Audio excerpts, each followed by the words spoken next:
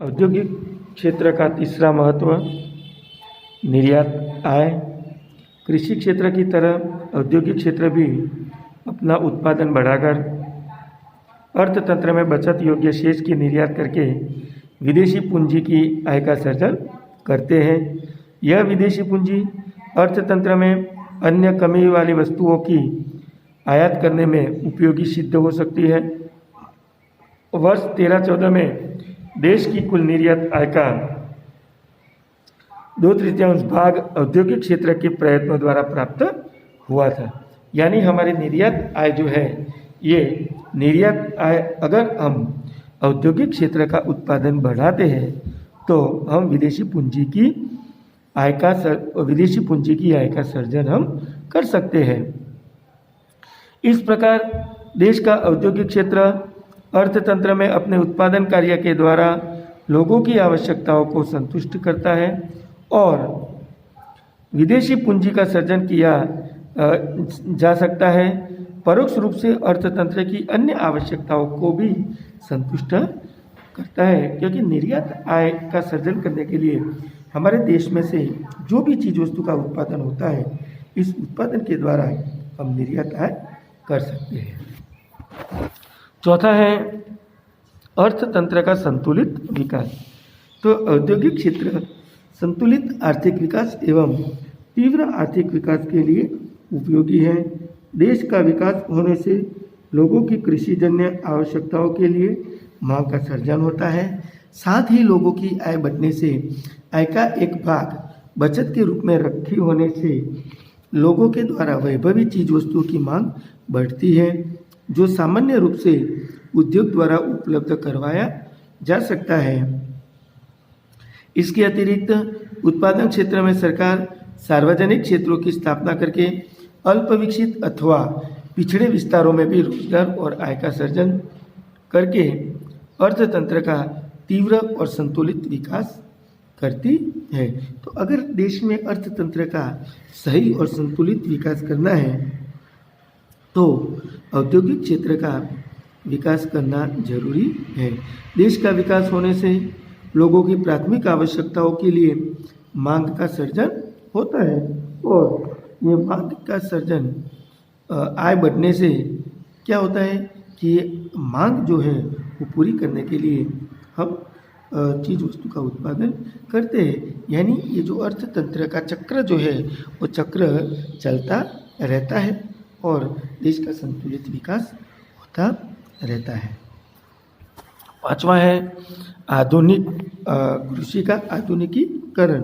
तो औद्योगिक क्षेत्र का विकास होने से क्या होता है कि कृषि क्षेत्र में तीव्र आर्थिक विकास और जमीन तथा श्रम की उत्पादकता बढ़ाने के उद्देश्य से कृषि क्षेत्र का आधुनिकीकरण अनिवार्य है।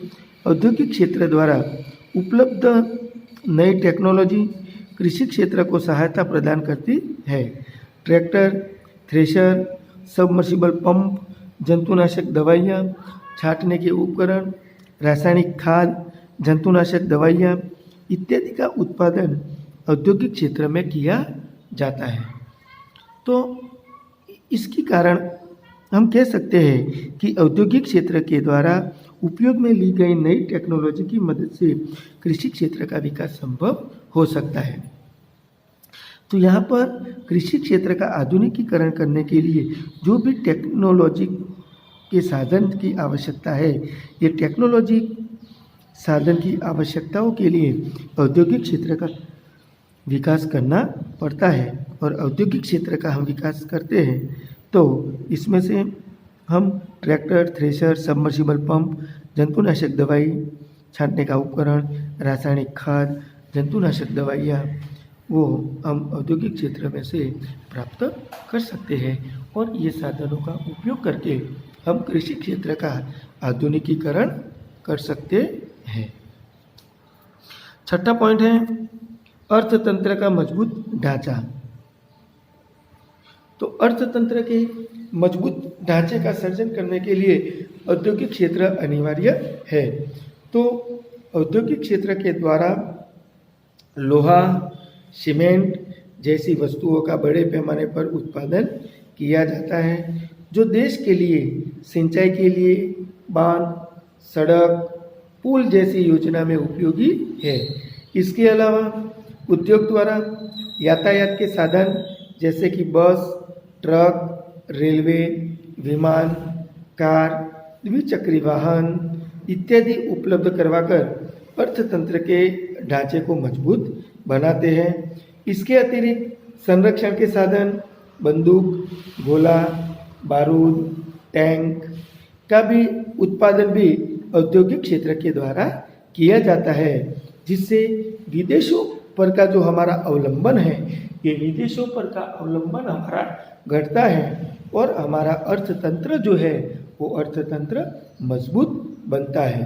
तो अर्थतंत्र के मजबूत ढांचे को सर्जन करने के लिए औद्योगिक क्षेत्र अनिवार्य है, क्योंकि औद्योगिक क्षेत्र द्वारा हम ये अलग अलग प्रकार के बड़े पैमाने पर वस्तुओं का उत्पादन कर सकते हैं। सामाजिक ढांचे में परिवर्तन। तो औद्योगिकरण से नई औद्योगिक संस्कृति का सर्जन होता है, जिसमें अनुशासन, परिश्रम, प्रतिस्पर्धा, समूह प्रवृत्ति, स्वनिर्भरता, उद्योग, आपसी समझ, नव संशोधन वृत्ति, संकुचित मानसिकता, जड़ मानसिकता, संस्थाकीय क्षमता, प्रारब्धवाद, विरुद्ध अंधश्रद्धा जैसे गुणों का विकास और विचारों में कमी होती है। तो यहाँ पर औद्योगिकरण से क्या होता है कि औद्योगिक संस्कृति का नया सर्जन होता है, जिसमें गुणों का विकास होता है। अनुशासन, परिश्रम, प्रतिस्पर्धा, समूह प्रवृत्ति, स्वनिर्भरता, सहयोग, आपसी समझ, नव संशोधन वृत्ति, संस्थाकीय क्षमता जैसे गुणों का विकास होता है और विरुद्ध अंधश्रद्धा, प्रारब्धवाद, संकुचित मानसिकता, जड़ मानसिकता जैसे विचारों में कमी होती है। इसलिए इस प्रकार हम सामाजिक बदलाव यानी अर्थतंत्र के विकास के लिए प्रेरक सिद्ध होता है। तो विद्यार्थी मित्रों, ये सवाल जो है ये 3 मार्क में आता है तो आपको कम से कम 4 या 5 पॉइंट, 5 मार्क में आता है तो 6 या 7 पॉइंट लिखना है और उनकी समझूती देना है। अब यहाँ पर औद्योगिक ढांचा नया सवाल है।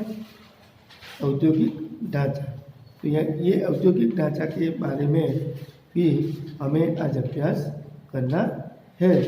तो ये औद्योगिक ढांचा जो है, ये औद्योगिक ढांचा में अलग अलग प्रकार के औद्योगिक क्षेत्र या उद्योगों के प्रकार के बारे में हम चर्चा करेंगे। औद्योगिक ढांचा में मुख्य रूप से 3 प्रकार के उद्योगों के प्रकार की हम चर्चा करेंगे। इसमें पूंजी निवेश के कद के आधार पर उद्योगों के प्रकार, दूसरा है मालिकी के आधार पर उद्योगों के प्रकार और नंबर 3 है उत्पादित वस्तुओं के स्वरूप के आधार पर उद्योगों के प्रकार। तो यहाँ पर ये 3 प्रकार के उद्योग के प्रकार की हम जब चर्चा करेंगे तो ये हमें औद्योगिक ढांचे के बारे में पूरी जानकारी प्राप्त होगी। तो अगले वीडियो में मित्रों हम कद के आधार पर प्रकार जो है इसमें लघु तथा गृह उद्योग, अत्यंत छोटे पैमाने के उद्योग, छोटे पैमाने के उद्योग, मध्यम पैमाने के उद्योग और बड़े पैमाने के उद्योग। तो कद के आधार पर हम ये 5 प्रकार के उद्योगों के प्रकार की चर्चा करेंगे। इसके बाद मालिकी के आधार पर उद्योगों के प्रकार। तो इसमें पहला है सार्वजनिक क्षेत्र के उद्योग। सार्वजनिक क्षेत्र के उद्योग में विभागीय उद्योग, सार्वजनिक निगम, संयुक्त पूंजी कंपनी के बारे में हम चर्चा करेंगे। निजी क्षेत्र के उद्योग, संयुक्त क्षेत्र के उद्योग और सहकारी क्षेत्र के उद्योग के बारे में हमें याद रखना है। और उत्पादित वस्तुओं के स्वरूप के आधार पर उद्योगों के प्रकार में हम उपभोग की वस्तुओं के उद्योग और अर्ध तैयार वस्तुओं के उद्योग, तो ये 5, 11, 13 प्रकार के उद्योगों की हम अगले वीडियो में अधिक से अधिक चर्चा करेंगे। तो ये भी सवाल एक एक वाक्य में 2 मार्क में भी आ सकता है, तो आपको ये तैयार करना है। और इसके बाद हम विशिष्ट आर्थिक विस्तार और छोटे पैमाने के उद्योगों का महत्व, ये 2 सवालों की चर्चा करेंगे।